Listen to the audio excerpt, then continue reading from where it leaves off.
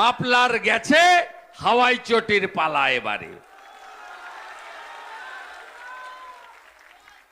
এখানে যারা আছেন আমি নাম করে বলবো, খড়গ্রামের আশিস মার্জিত, আপনি কি করেছেন জীবন সাহার সঙ্গে আমি জানি। ওই যে পুকুরে মোবাইল ফেলেছিল একজন, প্রাচীর ধরে ঝুলছিল, প্রাচীরে ঝোলা এমএলএ জীবন কৃষ্ণ, যিনি এখন জেলে আছেন আপাতত। তারপরে আরেকটা তো নবগ্রামের কানাই বাবু, তিনি বলেছিলেন আমার মান কেড়ে নিয়েছেন বিরোধী দলনেতা, আমি মানহানি করব। কোথায় ভোকারটা? আমি তো অপেক্ষায় ছিলাম, নোটিশ কবে পাঠাবেন।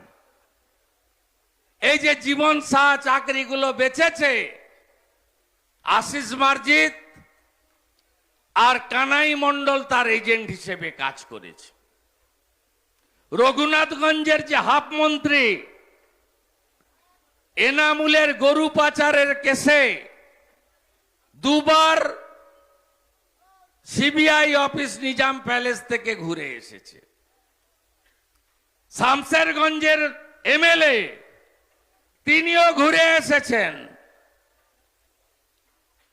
জঙ্গিপুরের প্রাক্তন মন্ত্রী এমএলএ তিনিও লুকিয়ে লুকিয়ে দিল্লি এবং কলকাতার অনেক অফিস থেকে ঘুরে এসেছেন। বাকি কেউ নেই। সুতির এমএলএও তাই। এখানে যা মাল ঝাল এদের হয়ে আছে, এই বদরক্ত যদি বের করতে শুরু করে, চোর ধরো আর জেল ভরো, একটাও ঘরে থাকতে পারবে না, সবকে ভিতরে চলে যেতে হবে। তাই এই চোরেদের হাত থেকে বাঁচান জঙ্গিপুরটাকে, বাঁচান এই লোকসভা কেন্দ্রকে। ভারতীয় জনতা পার্টি অনেক চাচা এখানে বসে আছেন, আমি দেখতে পাচ্ছি। মুসলিমরা এসছেন, দাঁড়ান না। যারা এসছেন, সংখ্যালঘু যারা এসছেন, দাঁড়ান না। অনেকে এসছেন, এটা পরিবর্তন। হয়তো বিরাট সংখ্যায় আসেননি। আমি আপনাদের বলি, আমরা জয় শ্রীরাম বলি, কোন এতে লুকানোর কিছু নেই। ভগবান রাম, আমরা তাকে আরাধ্য দেব বলে মনে করি, কিন্তু আপনাকে আমরা বলবো না জয় শ্রীরাম বলতে।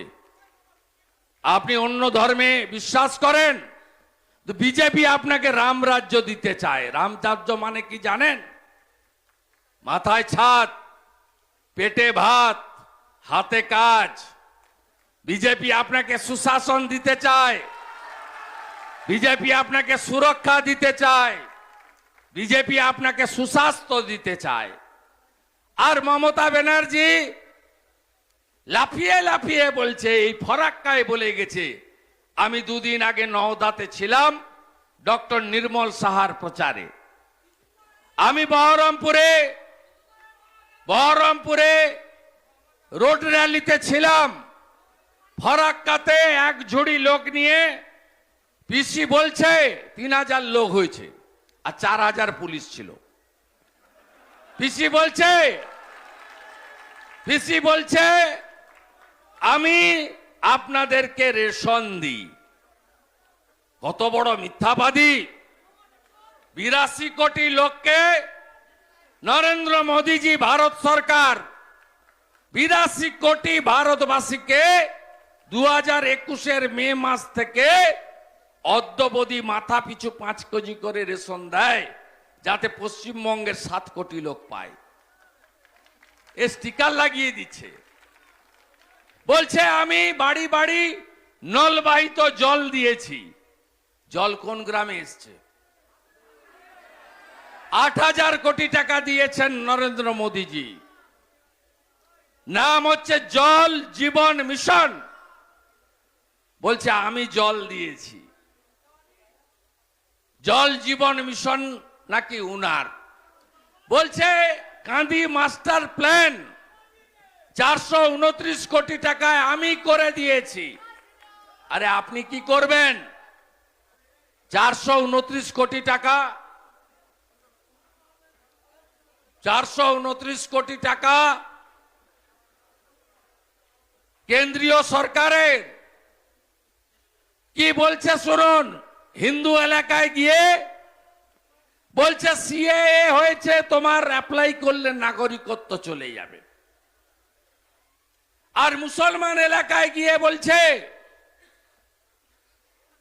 এনআরসি হবে, তাড়িয়ে দেওয়া হবে। আমি সংখ্যালঘুদের ধন্যবাদ জানাবো, 2019 সালে সিএএ আইন পাস হওয়ার পরে মমতা ব্যানার্জি আর তার মন্ত্রী সিদ্দিকুল্লাহ চৌধুরী আগুন লাগিয়ে দিয়েছিল। আপনারা আতঙ্কিত হয়েছিলেন। অমিত শাহজি 6 মার্চ সিএএ কার্যকর করে দিয়েছেন। আজকে 5ই মে, 2 মাস হয়ে গেছে, একটাও সংখ্যালঘু মমতা ব্যানার্জির টুপি পড়েনি, রাস্তায় নামেনি।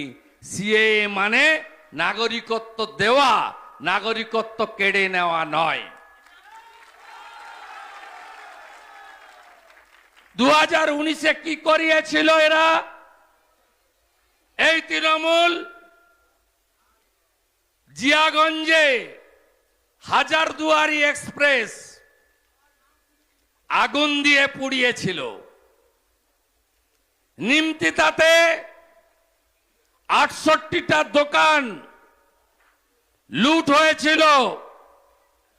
67 জন হিন্দু, 1 জন মুসলমানের দোকান লুট করতে এসছে, তো বাঁচতে পারেনি। এই লুটেরা তৃণমূল রেজিনগর রেল স্টেশন পুড়িয়েছে, বেলডাঙ্গা রেল স্টেশন পুড়িয়েছে, শামসিতে রেল লাইনের পাত উপড়ে দিয়েছে, ঔরঙ্গাবাদে কালী মন্দির ভেঙেছে। ভুলে গেছেন না? ভুলে গেছেন? এবারে কেউ ফাঁদে পা দেয়নি, কেউ পা দেয়নি। মমতা ব্যানার্জিকে চ্যালেঞ্জ করছি, আপনি তো কুয়ার ব্যাং, আপনার পার্টি তো ইঁদো পুকুর ডোবা। একটা রাজ্য আছে, 4 তারিখের পর সে রাজ্য তো থাকবেন না, ভোট আটটা হয়ে যাবেন। 18টা রাজ্যে বিজেপি আছে, 18টা রাজ্যে বিজেপি। একটা মুসলমানের নাম বলুন যাকে তাড়িয়ে দিয়েছে বিজেপি শাসিত রাজ্যে। খলিলুর বাবুর বিড়ি বিক্রি করতেন, যান কোথায়? উত্তরপ্রদেশে। জাকির বাবু বিড়ির বিক্রি করতে যান কোথায়? হরিয়ানাতে। তাই তো না? এদের সব ঠিকুজি আমার হাতে আছে। ওখানে গিয়ে যোগীজি বলে, এই জাকির তোমার বিড়ি এখানে চলবে না। এই খলিল ভাই আপনার বিড়ি এখানে চলবে না, এখানে বিজেপি আছে। হিন্দু লোক ছাড়া কারোর বিড়ি চলবে না বলে। বিজেপি এগুলো করে না। নরেন্দ্র মোদীর 175টা স্কিম সব ভারতবাসীর জন্য। বহুজন সুখায়, বহুজন হিতায়। সবকা সাথ, সবকা বিকাশ, সবকা প্রয়াস, সবকা বিশ্বাস। এটাই বিজেপি। গল্প ফাঁদে আপনি এর আগে 2023-এ রামনবমীতে উত্তর দিনাজপুরের ডালখোলা, হাওড়ার শিবপুর আর হুগলির রিসড়াতে রামনবমীর মিছিলে পাথর ছুঁড়েছিল। কোন সম্প্রদায় করেনি, তৃণমূলের লোকেরা করেছে। এরা তো কারো উপকার করতে পারেনি। এদের একটাই অস্ত্র, মুসলমানদেরকে খেপাও। আপনি বলুন তো, মোদিজি যে রেশন দিচ্ছে শুধু হিন্দুদের দেয়, আপনি পান না? কোভিডের ভ্যাকসিনের লাইনে 2টো লাইন ছিল, একটা হিন্দুর একটা মুসলমানের। একসঙ্গে দাঁড়িয়ে ইঞ্জেকশন নিইনি আমরা। বড় বড় কথা, আগুন লাগানো কথাবার্তা। আমি রেজিনগরের কথা ভাই বলছিল ধনঞ্জয়, কি সাহস! বলছে 30% হিন্দু মেরে তাড়িয়ে দেব। আমি বলে দিলাম, যেদিন বিজেপি সরকার এই রাজ্যে আসবে, প্রথম ওই বেটাকে ধরে জেলের ভিতরে ঢোকাবো। আমাকে চেনেন তো? 30 ডিসেম্বর আমি বসিরহাটে গেছিলাম 2023। বললাম, শাহজাহান সাবধান হও, তোমার দিন কিন্তু গুনাহ হচ্ছে। 1 তারিখে বলে এই মেদিনীপুরের বেটা এলে ছাল চামড়া ছাড়িয়ে দিব, আমাকে বলছে। আমি কদিন আগে গিয়ে ওর বাড়ির সামনে থেকে মিষ্টি খেয়ে এসেছি, সরবেড়িয়াতে দাঁড়িয়ে। আমি আছি লড়াইতে, শাহজাহান জেলের ভিতরে। 2023-এ দুর্গাপূজার সময় রাজবাড়ি বলে একটা জায়গা আছে সন্দেশখালীতে, ব্যবসায়ী সমিতি গেরুয়া কাপড় দিয়ে প্যান্ডেল করেছিল। জিয়ারউদ্দিন মোল্লা, তৃণমূলের উপপ্রধান, সেই গেরুয়া কাপড় খুলিয়ে সবুজ কাপড় লাগিয়েছে। জিয়ারউদ্দিন মোল্লা কোথায় এখন? জেলের ভিতরে। শক্তিপুরেও যা যা করেছেন আপনারা, যা যা বলেছেন আপনারা, আপনারা মনে রাখবেন, পৃথিবীটা গোল, সব হিসাব হবে। এই চোর তৃণমূলকে তাড়াতে হবে। 80 লক্ষ শৌচালয় দিয়েছেন মোদিজি পশ্চিমবঙ্গে, আপনি পেয়েছেন? 40 লক্ষ বাড়ি দিয়েছেন আবাসের, আপনি তো পাবেন না। সাগরদিঘির কাবিলপুরের প্রধান একা যদি 17টা বাড়ি নেয়, লাইলা বিবি আগে প্রধান ছিল, এত নাম বলেছি আমি, এখন আর ওকে প্রদান করেনি। এবারে একা 17টা বাড়ি নিয়েছে, গোটা গোষ্ঠী শুদ্ধ, আপনি পাবেন কেন? সব ঝেড়ে দিয়েছে। পিসি কি বলছে? মহিলাদেরকে বলছে বিজেপি এলে লক্ষ্মীর ভান্ডার বন্ধ হয়ে যাবে। আরে লক্ষ্মীর ভান্ডার বিজেপি এলে বন্ধ হবে না, 1000-এর বদলে 3000 হবে। আমাদের স্কিম আসামে দেয় 2500 টাকা করে, মধ্যপ্রদেশে লাডলি বাহিন আগে 1500 দিত, এখন মোহন যাদব 3000 টাকা করে দেয়। বিজেপি এলে 450 টাকার গ্যাস পাবেন, ভজনলাল শর্মা দিচ্ছে রাজস্থানে। আমরা কখনো বলি না পশ্চিমবঙ্গে 50 লক্ষ লোক প্রধানমন্ত্রী পিএম কিষাণ সম্মান নিধি পান, গোটা দেশে 12 কোটি। পরশুদিন অ্যাকাউন্টে ঢুকে বলেছে না, তাই তো বলি এই হুমায়ুন কুবেরকে আপনি যেসব মন্তব্য করেছেন, আপনি জঙ্গিপুর লোকসভায় একবার ঢুকে দেখান, কত বড় বাপের বাটা। আমি বলছি, আমি হিন্দু ভাই এবং মুসলিম ভাইদের বলছি, শিখ খ্রিস্টানদেরও বলছি, আমরা সব ধর্মকে সম্মান করি। সব ধর্মের মানুষের মাথা উঁচু করে বেঁচে থাকার অধিকার আছে। ভারতবর্ষ বিশ্বের সবথেকে গণতন্ত্রের দেশ। তাই তো মুসলিম ভাইদেরও সাবধান করছি, হিন্দু ভাইদেরও সাবধান করছি। এই যে জঙ্গিপুরের সাংসদ খলিলুল সাহেব, উনি জেনে গেছে কি মুসলিম ভাইরা তার কাছ থেকে হটে গেছে, তাই হিন্দু ভাইদের ভোট নেওয়ার জন্য মুসলিম ধর্মকে এবং হিন্দু ধর্মকে অপমান করছেন এবং মন্দিরে মন্দিরে যজ্ঞ করছেন, পুজো করছেন, মাথা ঠাকছেন। ভিডিও দেখবো, মিডিয়াকে ভিডিও আমি দিয়ে দেবো। মিডিয়া বন্ধুরা যদি ভিডিও নেয়, আমি ভিডিও দিয়ে দেবো। উনি মন্দিরে মন্দিরে মাথা ঠুকে বেড়াচ্ছেন। এটা যেমন হিন্দু ধর্মকে অপমান করছে, উনি মুসলিম ধর্মকেও অপমান করছে। কি ঠিক তো? একদম ঠিক তো। আমি বিশেষ কিছু বলতে চাইছি না। আমাদের বাংলা মায়ের দামাল ছেলে শুভেন্দু দা আছে, উনি উনার মূল্যবান বক্তব্য বলবো। আমি শুধু আমাদের পৃথিবীর জনপ্রিয় নেতা নরেন্দ্র মোদীজি তৃতীয়বারের জন্য প্রধানমন্ত্রী হচ্ছেন, তার হাত শক্ত করার জন্য আমরা এই জঙ্গিপুর সিটকে তার হাতে উপহার তুলে দেব। এই শপথ নিয়ে আমরা এই জনসভা থেকে যাব এবং হিন্দু মুসলিম সাম্প্রদায়িক হিংসা লাগানোর প্রচেষ্টা করা হচ্ছে। হিন্দু আর মুসলিম ভাইদের একটু সাবধান হওয়ার আবেদন রেখে সকলকে এই গৈরিক অভিনন্দন, শ্রদ্ধা, ভালোবাসা, প্রণাম জানিয়ে আমার সংক্ষিপ্ত বক্তব্য এখানেই বিরাম দিচ্ছি। বন্দে মাতারাম, ভারত মাতা কি জয়, জয় শ্রীরাম, জয় জয় শ্রীরাম। নমস্কার।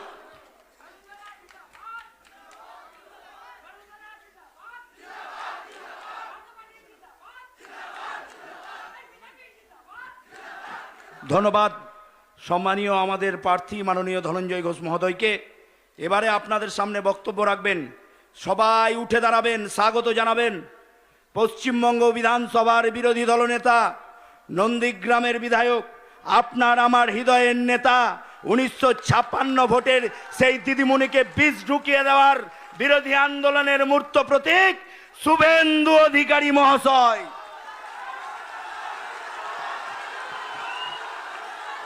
भारत माता की जोरे बोलून, भारत माता की जय श्री राम।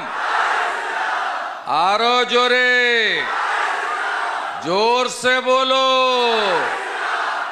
সমবেত রাষ্ট্রবাদী দেশপ্রেমিক ভদ্রমণ্ডলী, আপনারা সবাই আসন গ্রহণ করুন।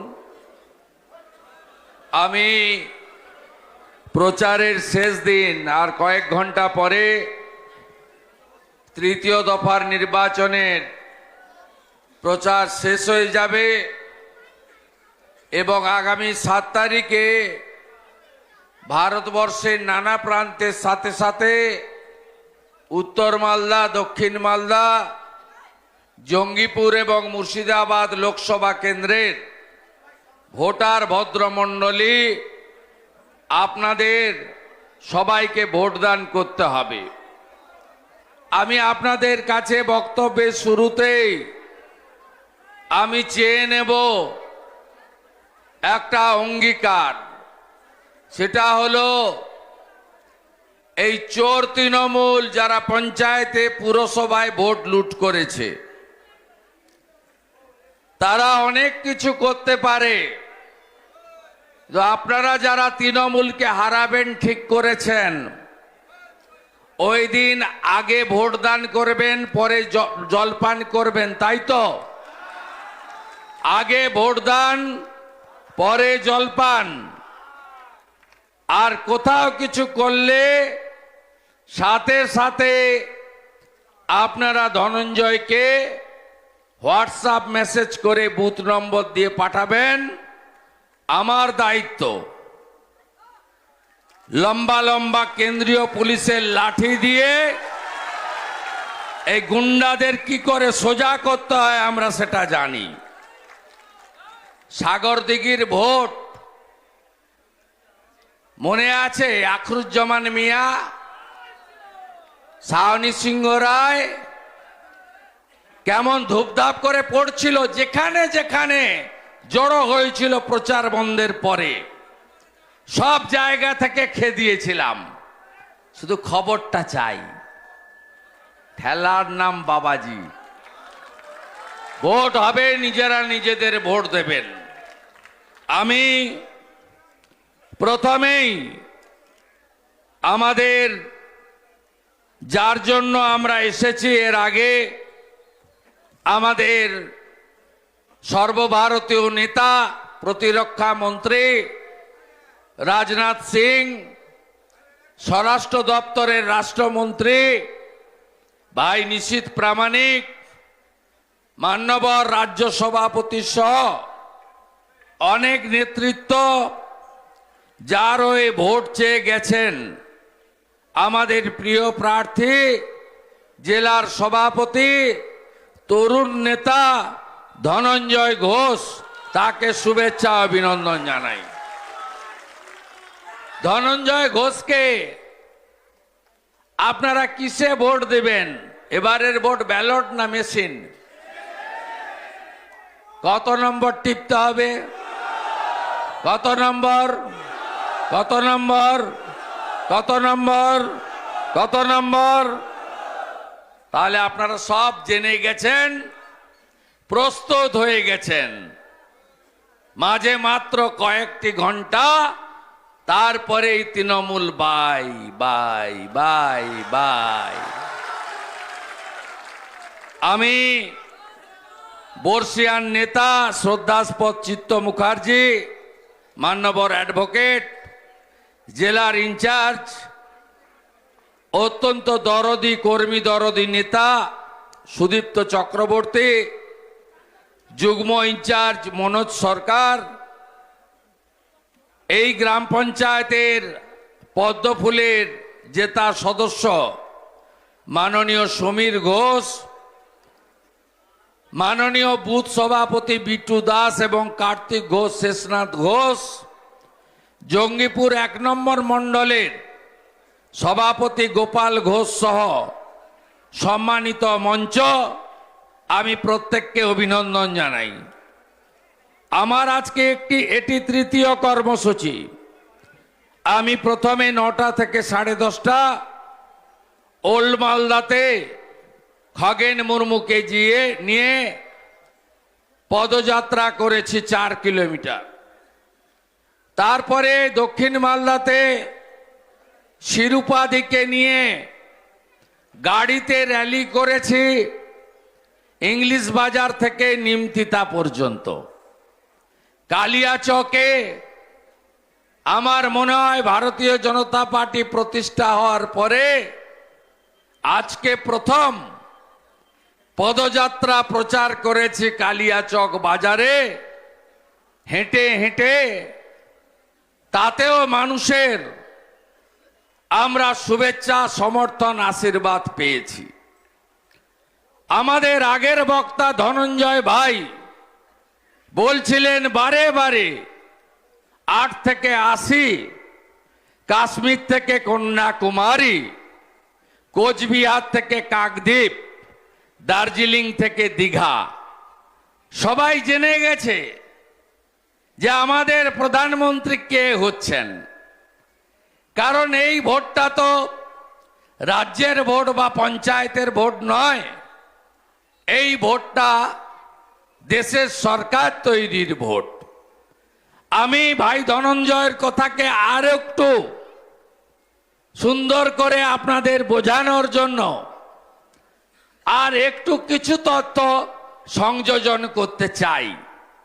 আপনারা কি জানেন ভারতীয় জনতা পার্টি ইতিমধ্যে 2টো এমপি সিট বিনা প্রতিদ্বন্দ্বিতায় জিতে গেছে? একটা গুজরাটের সুরাটে, আরেকটা মধ্যপ্রদেশের ইন্দোরে বিজেপি ইতিমধ্যে জিতে গেছে। এই নির্বাচনে আমাদের প্রধান প্রতিদ্বন্দ্বীকে আমার জানা নেই। সাগরদিঘিতে তো তৃণমূল বলছিল আমাদেরই সব, তারপরে গণনার পরে দেখা গেল তৃণমূল নাই, তৃণমূল হেরে গেছে। তা এখানে বিজেপির সঙ্গে লড়বে কে আমি জানি না। কি সুন্দর কংগ্রেস জোটের দ্বারা জিতে ইলেকশন কমিশনের কড়া নজরদারি, কেন্দ্রীয় আধা সামরিক বাহিনীর ব্যাপক উপস্থিতিতে গণতান্ত্রিক ভোট হওয়ার পরে বাইরন বিশ্বাস জিতলেন। জিতে পাল্টি খেয়ে ভাইপোর দলে নাম লিখালেন। ওটা তো দল নয়, পরিবারের একটা কোম্পানি। মালিকের নাম মমতা ব্যানার্জি, ম্যানেজিং ডাইরেক্টরের নাম তোলাবাজ ভাইপো ব্যানার্জি। যিনি কয়লা খান, যিনি বালি খান, বীরভূমের পাথর খান, গরু পাচার করেন, পার দেশি মদের বোতল থেকে 2.5 টাকা করে নেন, আর কালীঘাটের কাকুকে দিয়ে চাকরি বিক্রি করেন। ওই দলে নাম লেখালেন, তার বাড়ির লোক নির্দল প্রতীক নিয়ে ঘুরে বেড়াচ্ছে, বলছে খলিলুর রহমানকে হারাতে হবে। আবার সুতির এমএলএ ইমানি বিশ্বাসের দাদা, তিনি শাহজাহান বাবু, তিনি আইএসএফ এর প্রার্থী, তিনি বলছেন খলিলুর রহমানকে হারাতে হবে। আবার কংগ্রেস এমন একটা প্রার্থী দিয়েছে, যিনি কখন তৃণমূল আর কখন কংগ্রেস কেউ জানে না। সকালে তৃণমূল, বিকালে কংগ্রেস, রাত্রে সিপিএম।